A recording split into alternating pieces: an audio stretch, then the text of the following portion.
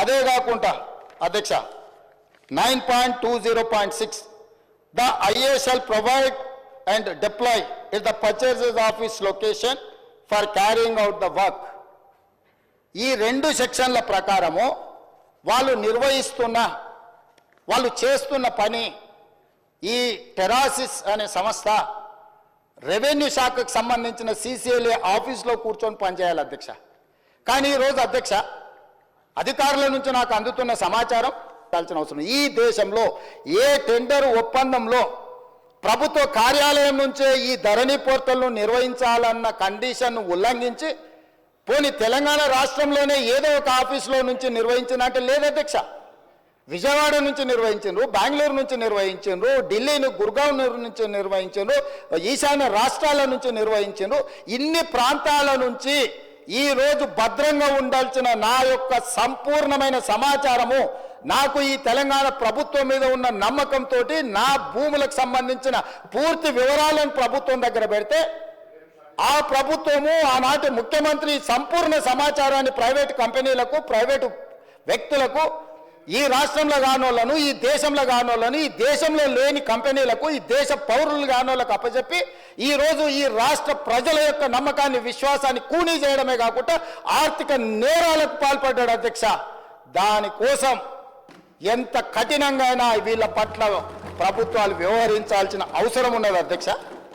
అధ్యక్ష ఇంత విలువైన సమాచారం ఇంత వివరాలను తీసుకెళ్ళి ఇతర దేశాలకు సమాచారాన్ని చేరవేస్తూ ఇవాళ మనం దీన్ని ఎట్లయినా సవరించుకొని దీన్ని ఎట్లయినా బాగు చేసుకోవాలని మా సమాచారాన్ని బయట ఎవరికైనా ఇస్తే కేంద్ర ప్రభుత్వం సవరించిన యాక్ట్ ప్రకారం డేటా ప్రొటెక్షన్ యాక్ట్ ప్రకారం అధ్యక్ష 2023 దేశ పౌరుల వ్యక్తిగత ఇతర సమాచారం ఏదైనా ఆ వ్యక్తి యొక్క అనుమతి లేకుండా సేకరించడం నేరం, చట్ట విరుద్ధం. అలా సేకరించిన డేటాను చట్టబద్ధంగా ఆ చట్టంలో చెప్పిన వ్యక్తి ప్రకారమే వినియోగించాలి. ప్రభుత్వానికి ప్రజల మధ్య ఉండాల్సిన విశ్వసనీయత లేకుండా నిబంధనలను ఉల్లంఘించారు. Violation of fiduciary relationship between government and citizen. కేంద్ర ప్రభుత్వము వ్యక్తుల సమాచారాన్ని గోప్యంగా ఉంచాలి.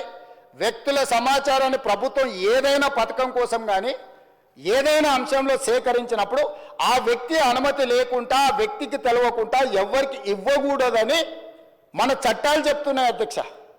మరి ఈరోజు లక్షలాది మంది కోట్లాది మంది చేసుకున్న రిజిస్ట్రేషన్లు, డాక్యుమెంట్లు, ఆధార్ కార్డు, బ్యాంకు ఖాతాలు, టెలిఫోన్ నెంబర్లు టోటల్గా చంద్రశేఖరరావు గారు, అదేవిధంగా కల్వకుంట్ల తారక రామారావు గారు, వాళ్ళ అనుంగు సహచరులైన గాదె శ్రీధర్ రాజు చేతి ద్వారా రాహుల్ గోస్వామి నుంచి మొదలు పెడితే ఈ రకరకాల వ్యక్తుల చేతులకు ఇతర దేశాలకి సమాచారాన్ని అంత పంపించారు అధ్యక్ష.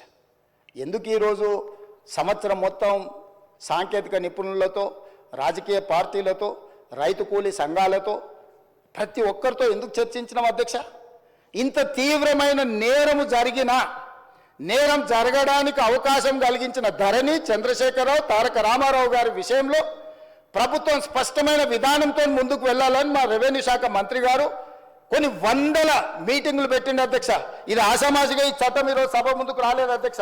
ఈ చట్టం ఈరోజు ఈ సభ ముందుకు వచ్చిందంటే ఎన్నో నిద్రలేని రాత్రులు, కొన్ని వందల గంటలు ఈ అధికారులు వీళ్ళు మేమందరం, నా పాత్ర పరిమితమే, వాళ్ళు చేస్తున్న పనిని ప్రోత్సహించడం ముఖ్యమంత్రిగా నేను చేసిన పని. కానీ ఇక్కడ కూర్చున్న అధికారులు కానీ, కమిటీ కానీ, రిటైర్డ్ ఆఫీసర్స్ కానీ, రిలేటెడ్ కన్సర్న్ మినిస్టర్ కానీ వాళ్ళు కొన్ని వందల గంటలు రోజుల కొద్దీ దీని మీద చర్చించి దీన్ని క్షుణ్ణంగా పరిశీలించి ఈ భూభారతి 2024 చట్టాన్ని సభలోకి తీసుకొచ్చినాం అధ్యక్ష.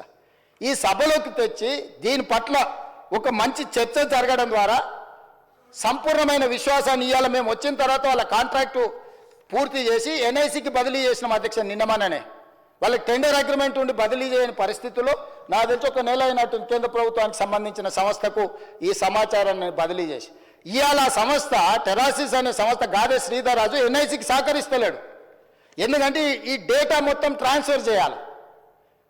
ప్రభుత్వ రంగ సంస్థ దాన్ని నిర్వహించాలి అని అంటే తన దగ్గర ఉన్న సమాచారాన్ని మొత్తం ఈ కేంద్ర ప్రభుత్వానికి బదిలీ చేస్తే తప్ప, కేంద్ర ప్రభుత్వ రంగ సంస్థకు బదిలీ చేస్తే తప్ప ఈరోజు అది నిర్వహించలేని పరిస్థితి.